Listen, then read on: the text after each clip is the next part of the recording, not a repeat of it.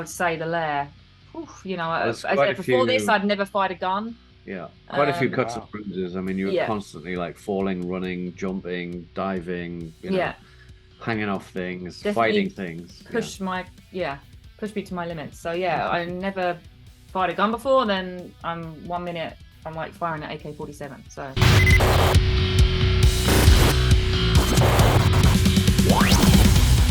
Today we are joined with director Neil Marshall and actress Charlotte Kirk to talk about their latest movie, The Lair. We got to catch The Lair at the Toronto After Dark Film Festival, and that was one of our favorite movies of the week. And also, The Lair is in theaters all across America today.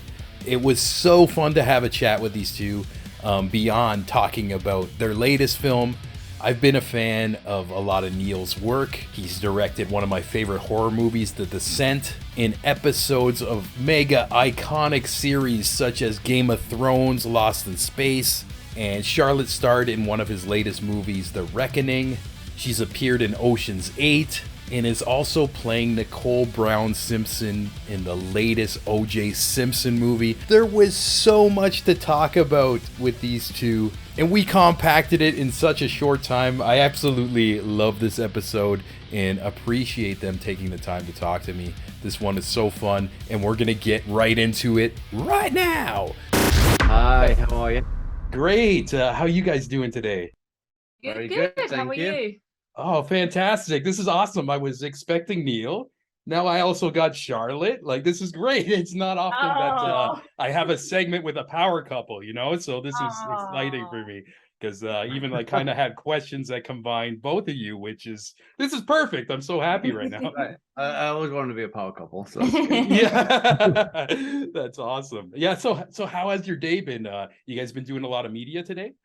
We have Yes. actually, yeah. It's past because it's mostly with the US, so it's what is it, 8 o'clock in the evening for us. So yeah, we've been going since 4 o'clock, something like that, 5 o'clock.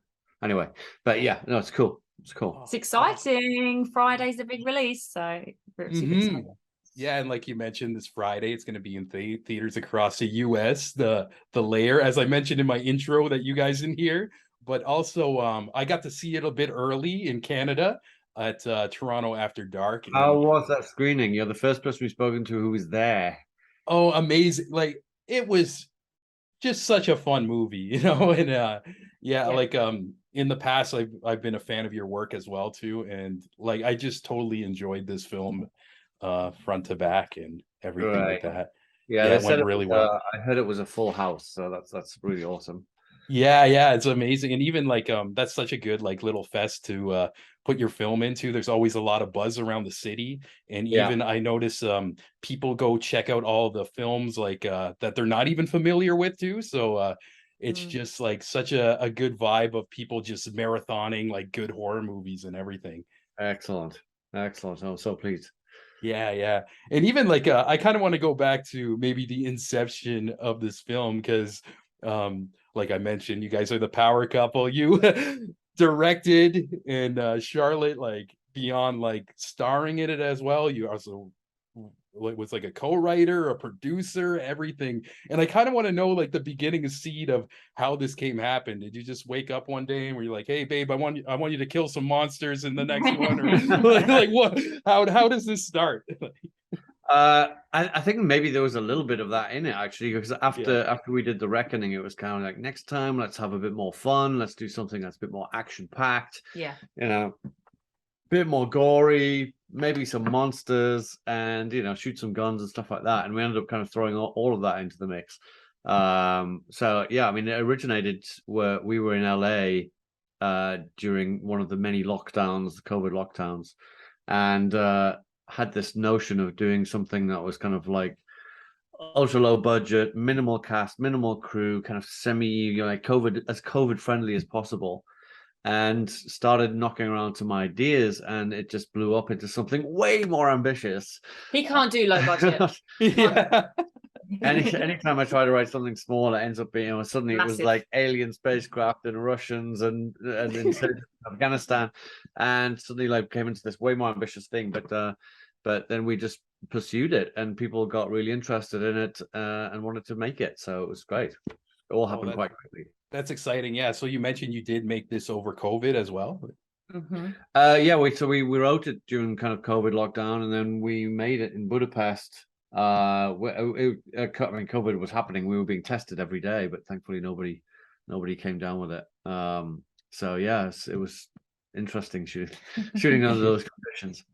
Yeah, I can imagine. And like you mentioned, like maybe the idea started as low budget and then it snowballed into this bigger thing. Because like as I watch it, I'm like, holy shit, this movie's like nonstop action from like jet fighters fighting, and then all of a sudden like there's a bunker with monsters and everything. And as fun as I'm having, I can imagine like that, like as a filmmaker, could be frustrating and challenging at times to take these ideas and then just bring them to life. Like I can't even imagine that process. Well, it is. It's frustrating. It's challenging. It's difficult. But as you said, we've only got ourselves to blame. So yeah. But I would say it was the funnest movie we've shot, though. Like I've shot. I think the cast were amazing. It was a ensemble piece. Everyone was collaborating with each other. It was just fun, and I think that really translates on the screen. That we just had fun shooting it. It was a fun ride. It was a fun script, and it's a fun movie. Yeah, you got to fight with monsters, shoot guns, you know, all this kind of stuff. It was an adventure. It really was. Yeah, definitely. It totally checks all the boxes. And one thing I appreciated about it too was kind of the campiness of the dialogue and stuff. It kind of reminded me of like the old action movies I used to grow up watching in the 90s, where they'd have like a kill scene and then like Arnold would say like a one-liner and stuff like that. I just felt like that was so charming and must have been so fun to write that. It was, and I very much wanted to make sort of like a quality B movie, like, because some of my all-time favorite movies are we consider to be quality B movies. I mean, even like Predator is a great quality B movie. And those kind of movies from the 80s, as you say, it's like practical effects, you know, cool characters, great one-liners. And you don't see an awful lot of that these days. Everything starts to take itself way too seriously, and I wanted to do something that was way more kind of tongue-in-cheek, you know. Yeah, it's also like refreshing to kind of see that in the mix of all the horror I've been watching this week, because I've been trying to keep up with the full festival. And even it was funny because I felt like my brain had to adjust just a little bit to like the funness of it, because I'm watching like some serious shit. And even at that one character with the eye patch at first, like his first couple lines, I'm like, oh, this guy's kind of annoying. But the more he kept talking, the more I'm just like, no, I think I love this guy. You know, I get it. He's supposed to be like this kind of like douchey, like macho dude. Totally. As I said, the only thing that he's missing really is a big stogie, like sticking out of his mouth. Like, yeah, absolutely. Yeah, and question for you, Charlotte, too. Like, this was like such a physical role, from just again shooting guns. I don't know if you're actually in a plane during that intro scene. I would say yes. Yeah. well, planes, parachutes, the works. Yeah. Yeah, it was such a demanding, like physically role. You know, everything was so physical. My most demanding role physically, 100%. My previous role in The Reckoning, that was very emotionally very demanding and challenging. But I would say The Lair, you know, before this, I'd never fired a gun. Yeah, quite a few cuts and bruises. I mean, you were constantly like falling, running, jumping, diving, you know, hanging off things, fighting things. Pushed me to my limits. So I never fired a gun before. Then 1 minute I'm like firing an AK-47. So that's amazing. So like, when you took your first shot of the gun, how did it feel? Did you like it, or were you like, oh, I'm scared and nervous? Or... No, I liked it. The only problem is I can't help but blink. It's so annoying. I'm like, just don't blink, just look cool. And no, I blink. I'm like, oh, damn it. So I'm trying to practice that. Everybody blinks. I'm sure everybody blinks. Yeah. And then the film we just finished, that was a lot of firing as well. So I'm kind of used to it now. But again, I'm still blinking. So I have to work on that. Yeah. Oh, again, that's something you don't think about as like somebody watching a movie too, because like, you're gonna fire something, a loud sound, your automatic reaction is like a blink or even jumping. But then like you see all these movies where they make it like look so easy, like just badass chick with firing machine guns or whatever. And it's just like, again, like that's something I don't think about, like just the blinking and like you probably got to look in the camera and look cool. I think that's why the Terminator wears sunglasses all the time, so that Arnie can blink while he's firing machine guns and nobody knows.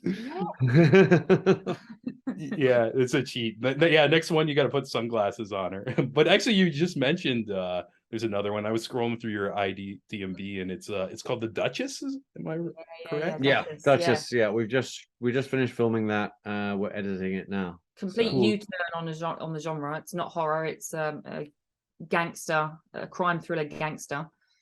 We were sitting there one day, and I was like, we love all the classic gangster movies, the Scarfaces, the Goodfellas, the Casinos, and what about a female Scarface? So cool. High expectations, of course. But and of the three films we made together, it was actually the first one we wrote. It's just it's been sort of a long time gestating, and now we finally got to shoot it this summer, which is great.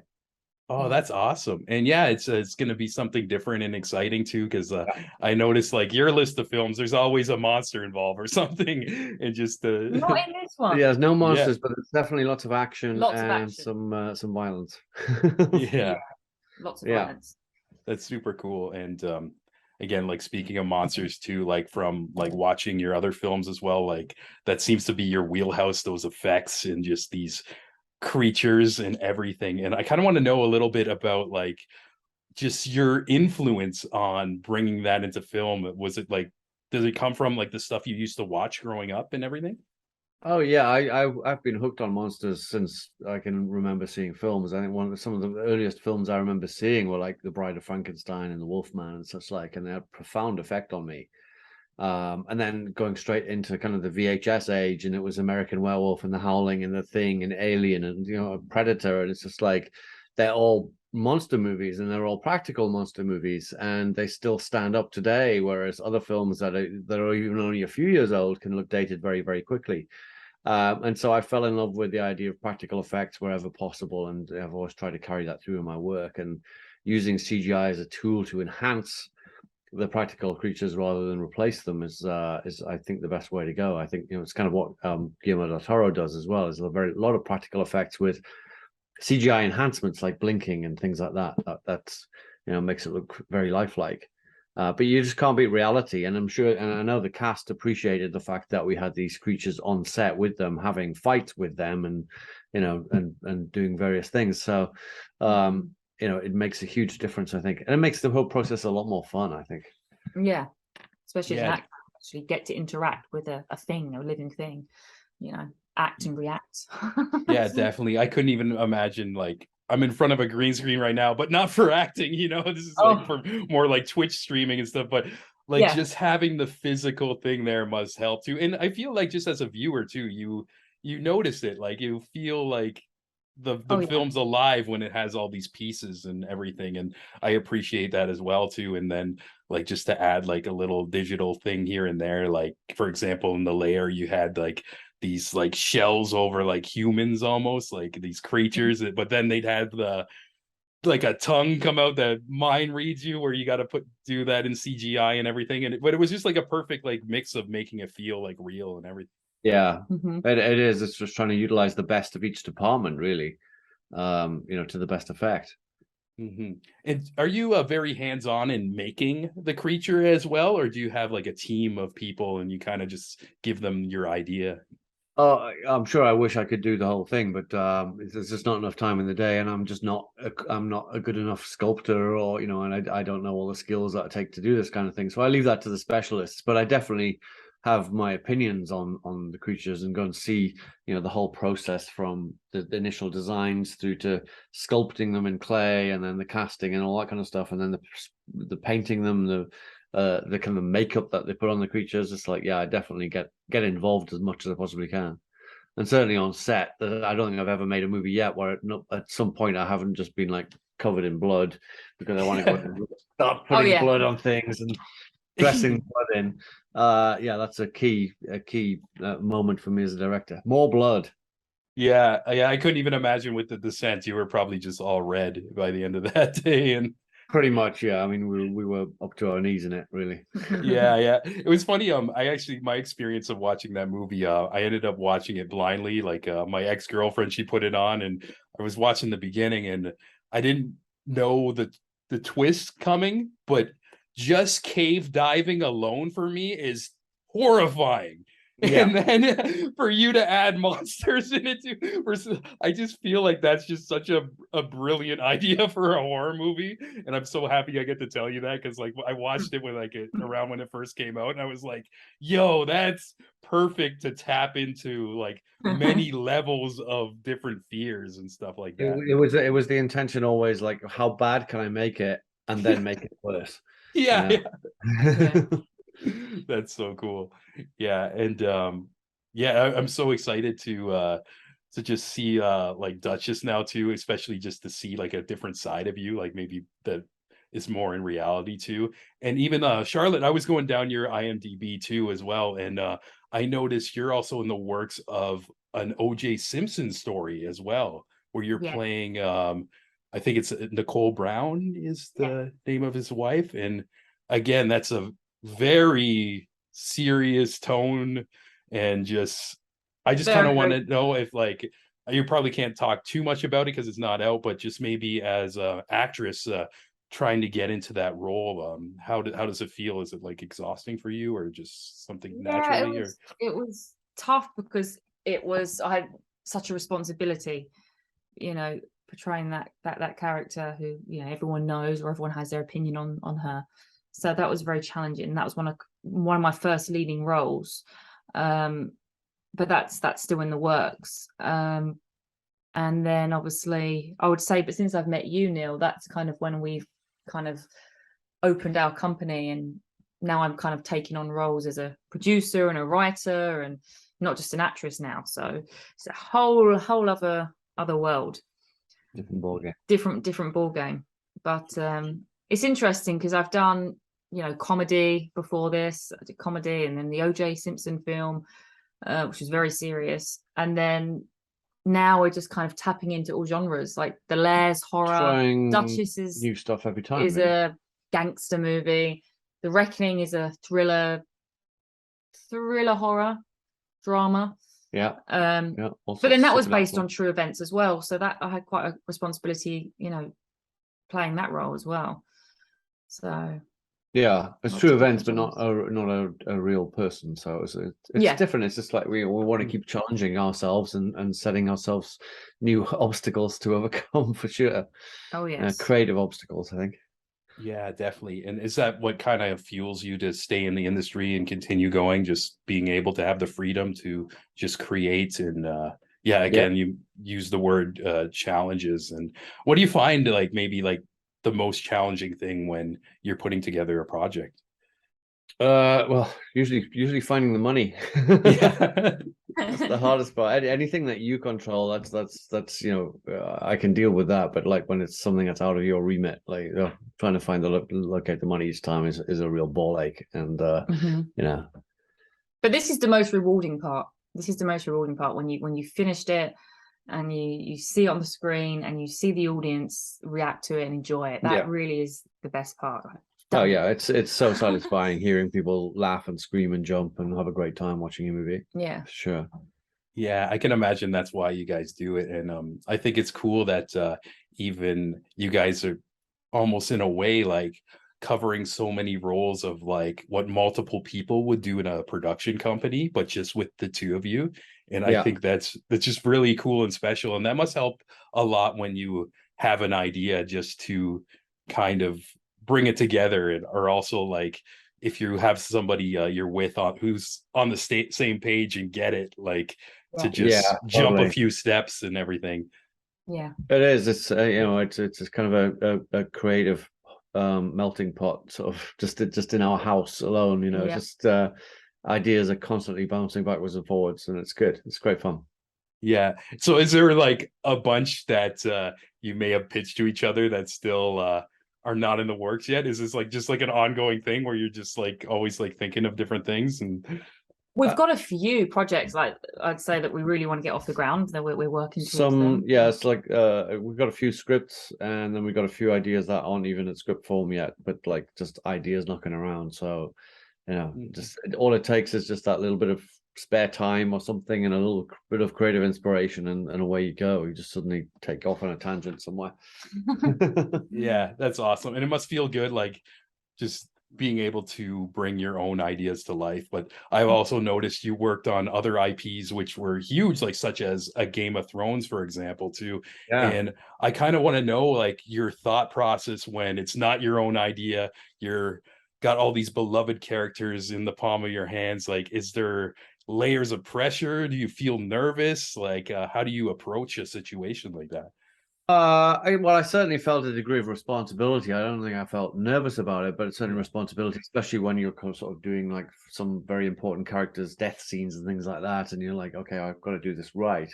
But the way that you handle those kind of shows is that you kind of mostly you park your ego at the door, because it's not your baby, it's somebody else's baby, and then you just go in and do the best possible job for somebody else's project. And I think as soon as you've got into that mindset, then it's like it's easy. You just go and direct the shit out of it. And in the case of something like Game of Thrones, is like they were super open and responsive to my ideas as a director. That, you know, they were very welcoming. They wanted my creative input, so it was a real pleasure to do. That's cool too. And even that's a show that when I watched too, I wasn't really paying attention to how many different directors there were, because there's like such a solid cohesiveness through most of the whole thing. And was there somebody like just kind of keeping an eye to watch on and make sure like it kind of just fit the vibe, I guess? Or definitely. I mean, you know, Dan and David, who are the you know, the creative force behind it, and you know, the showrunners of the whole thing, you know, they're like the gods who oversee the whole thing, and the producers and things like that, who are a constant throughout the whole thing. The directors and things come and go, but they're all throughout the whole thing. And you know, and the DPs as well. You know, they see what's been done before. They know they have to kind of conform to that, and that's what they embrace. It's like, you know, nobody's going to come in who's going to take the thing on some, you know, dramatic tangent. It's never going to happen. So, but it works beautifully. You know, it's a good system. Yeah, cool. And even I read like you even stepped in as like an extra role as like a Night's Watch too as well. Like just couldn't resist. Yeah, I appear for a very brief moment as an archer on the wall. Yeah. That's fantastic. And actually we're Night Watch brothers, because back in the day when I used to wear contacts, people used to yell at me like Jon Snow on the street when my hair was a little poofier.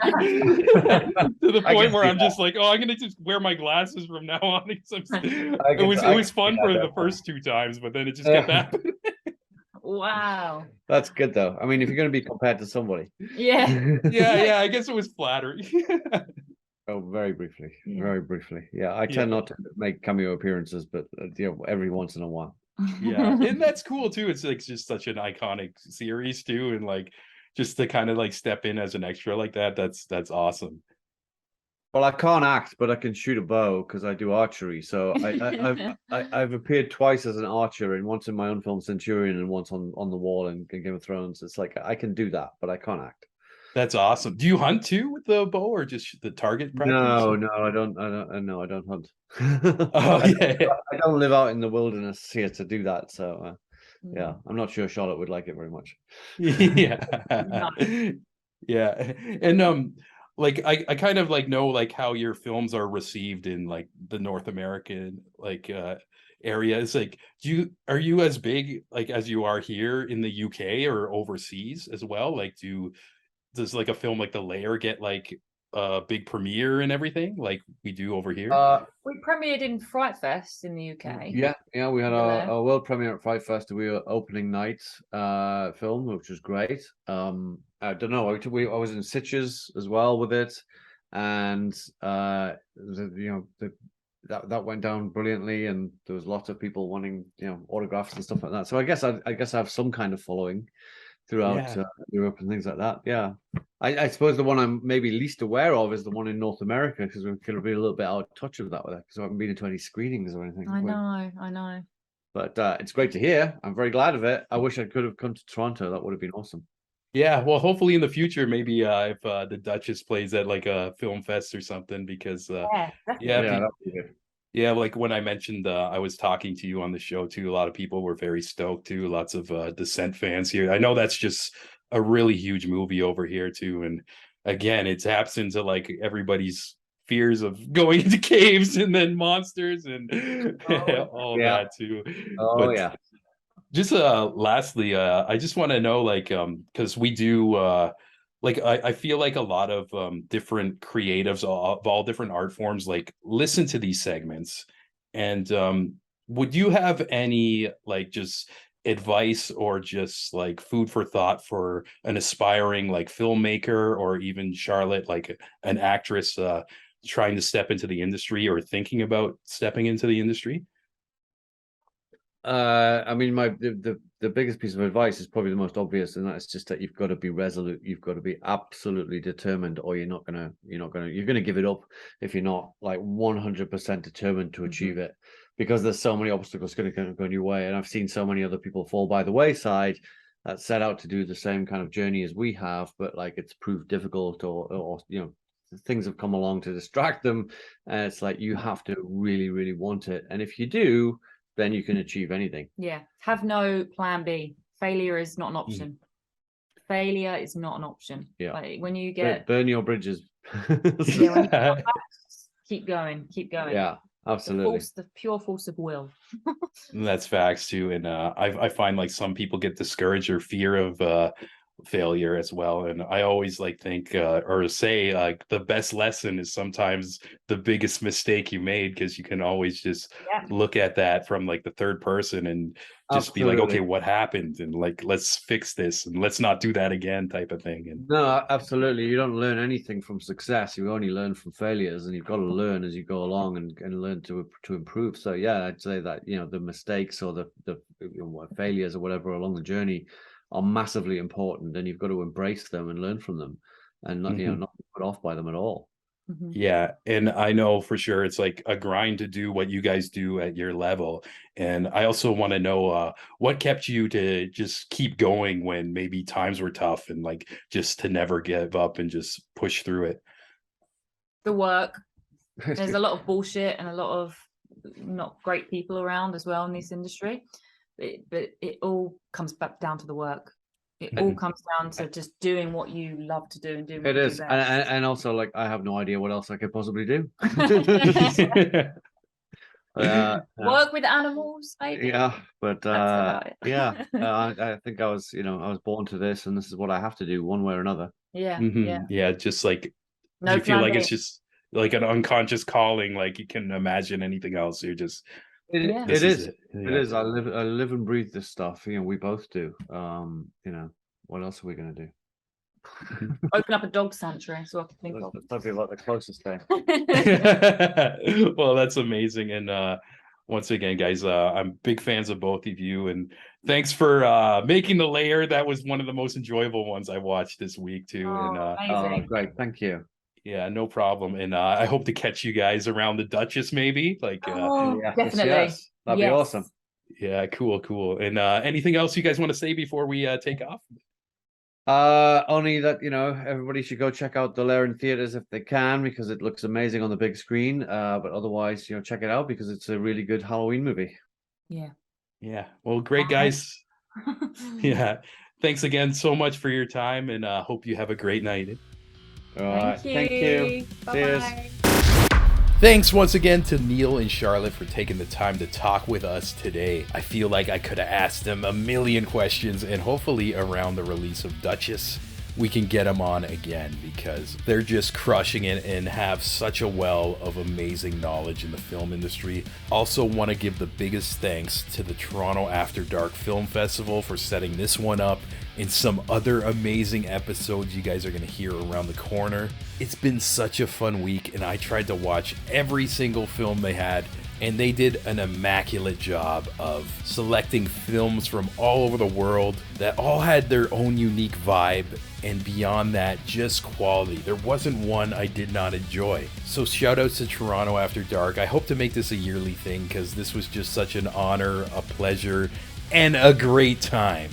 And lastly, before I go, I gotta thank all you legends on the Patreon. First up, the co-producer Jeremy Hopkin of Hopkin Design, the Queen Ola Mazuka, Amanda McKnight of Top 10 Nerd, Ryan Watkins of Ryan Radio, Devin McBride, Ryan frickin' Campbell, Mike the Goat, Ulio, Ramshi. It's hammer time, baby. Type in Ramshi in your Spotify, download some great tunes. Our pal Jenny Potter, the legendary Saber, and last but not least, Francis Coffer, aka my mom. If you'd also like to get a shout out at the end of these episodes, and also all these episodes early, uncut, raw, uncensored, I seriously want, right the second I'm done these Zoom calls, I just take it and drag and drop it on the Patreon. No edits, all that. You can go to patreon.com/thecreativeimbalance. It's only $4 a month, and every little bit helps. And right now, you guys are helping me so much. I appreciate it. And beyond what you do for me, you're just badass motherfuckers just out there willing to support raw, independent media, and that's just awesome. So everybody else, stay tuned for more great episodes around the corner, and we'll catch you real soon. Peace.